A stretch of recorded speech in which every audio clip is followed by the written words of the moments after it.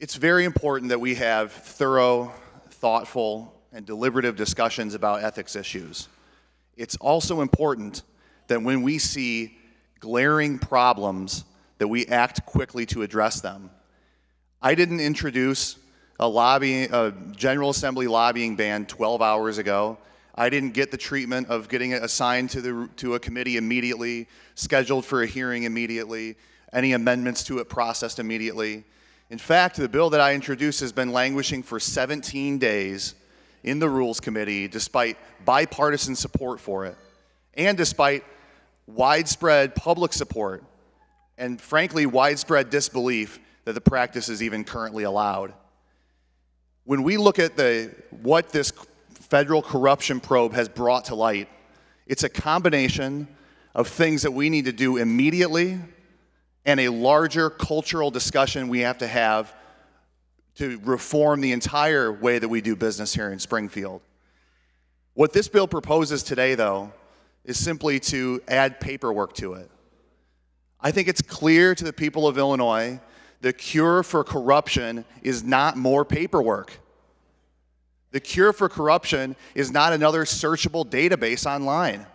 Those databases exist today, yet the kinds of behaviors that are in some cases indictable and in other cases unethical still persist at various levels of government. This cannot be another opportunity for us to keep our heads down and hope the storm blows over.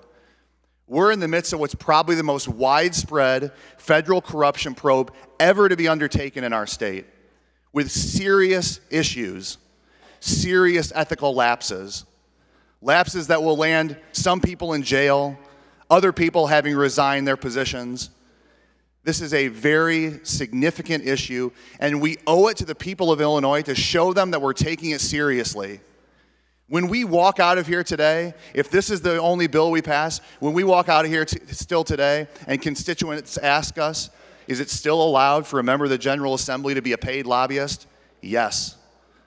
Is it still permissible for a committee chairman to squash a bill with bipartisan support because a campaign donor or somebody they have a side deal with doesn't like it? The answer is still yes.